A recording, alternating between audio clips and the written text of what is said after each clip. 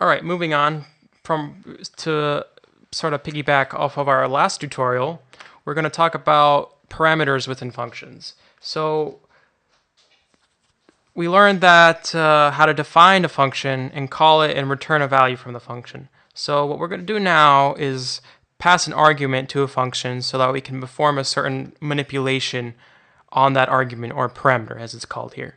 So let's write our first example.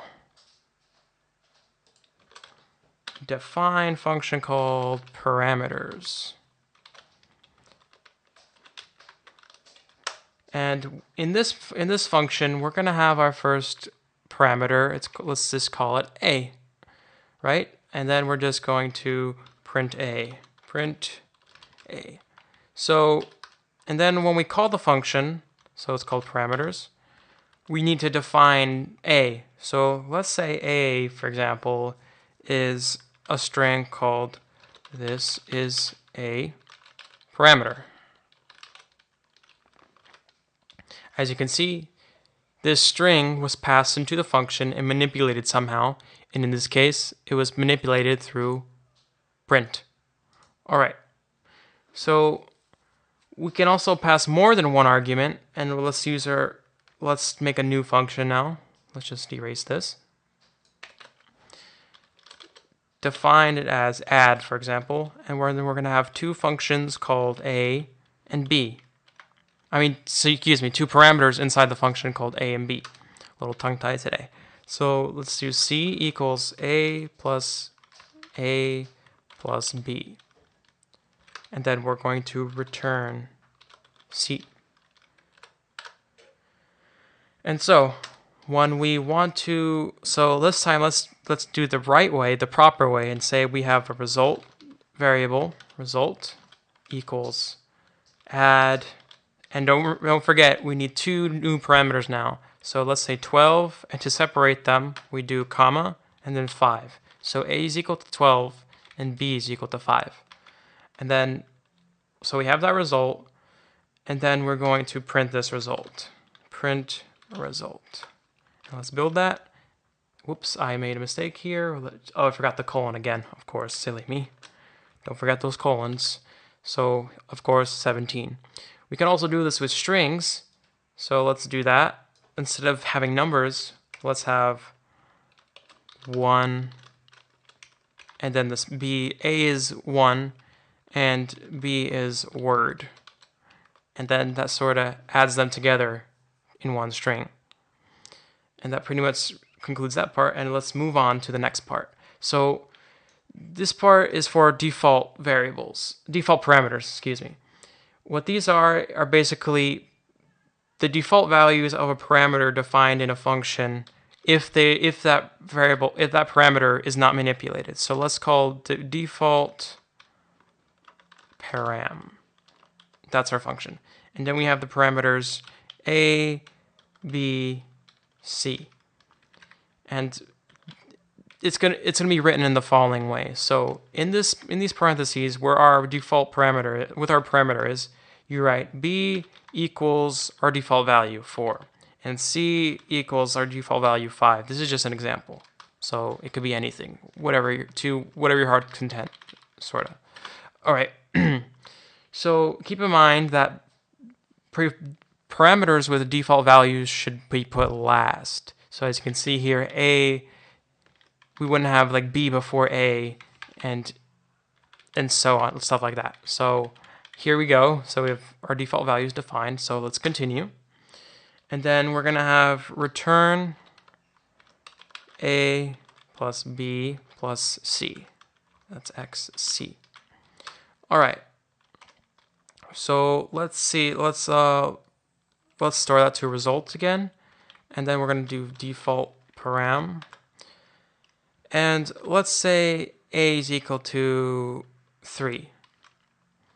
And as you see here, we are not going to define these with commas and then a value. So let's do that. Build. Oh, forgot to print. Whoops, my bad. Print. And then result. As you can see, it added 3 plus 4 plus 5, which is 12. So the default parameters were passed into the function and which is printed out. And so keep in mind here, as you can see, functions in Python pass by value. So, and we'll also talk later about passing by reference, which it was more complicated, but will be done later. But in general, functions pass by default by value. So literally we took 4 and we passed it. All right, moving on, let's talk about scope.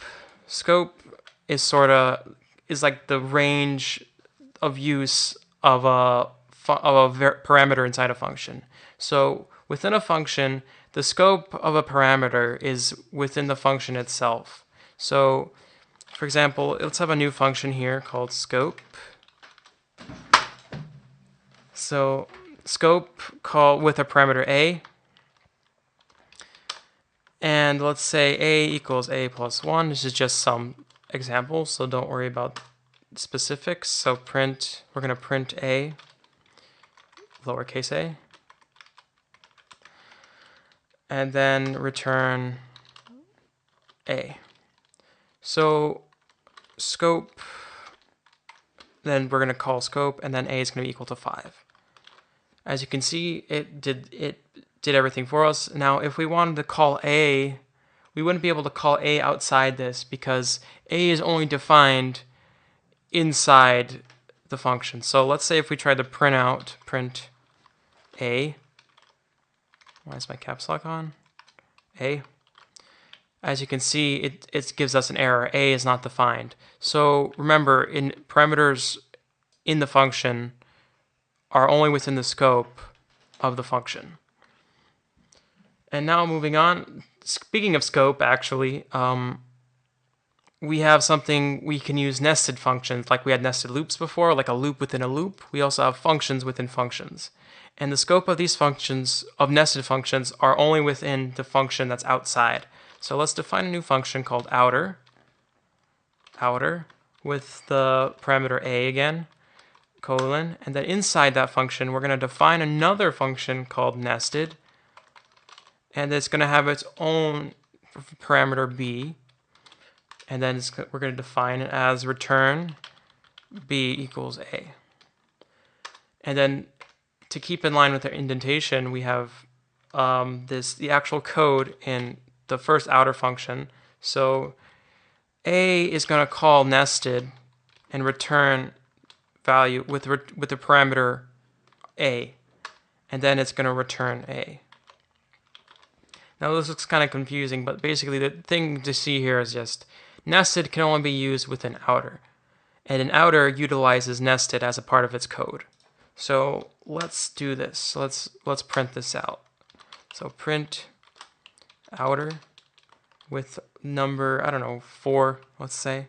Print, and I forgot something. Hold on a sec. I forgot the semicolon. So here we have to use, with nested loops, you're going to have to use semicolons.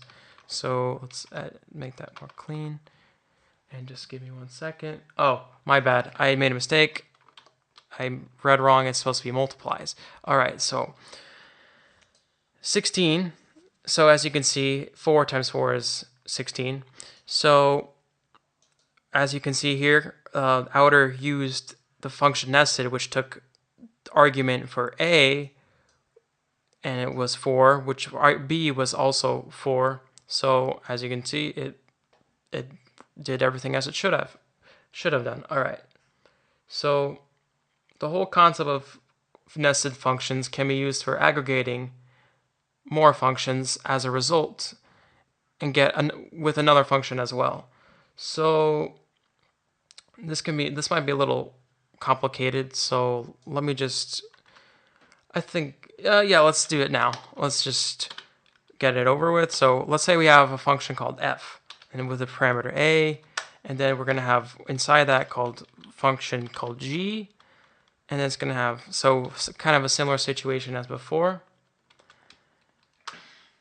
Okay, so what we're going to do now, we're going to define both parameters in the following way. So let's first make our function again, return a times b. So don't forget your semicolon if you're using a function within a function. So actually here, there might be an error, but hold on, we'll see in a sec. Return g. All right, so let's actually remove that. Maybe that was a typo. So we're going to print now. So we're going to call the function, the main function, the outer function, and then we're going to have two arguments in parentheses. So two parentheses, groups of parentheses after the other. So first argument A is 5, and the second one is 2. So let's build this. As you can see, we got 10. So we actually made the second argument, in the nested function, we defined it, So we defined it, and that's done in the following way. So we have the first function, the outer function, and then the nested function can be defined like this. And you could also do this again in aggregation. So let's add another function here inside f. So we're going to, inside a g actually, we're going to have define, so we're having a loop within a loop within a loop. So it's kind of like loopception right here. So h, c, and then we're going to have just a semicolon. And then we're going to have, after that, we're going to have return a times b times c. And as you can see here, we have that.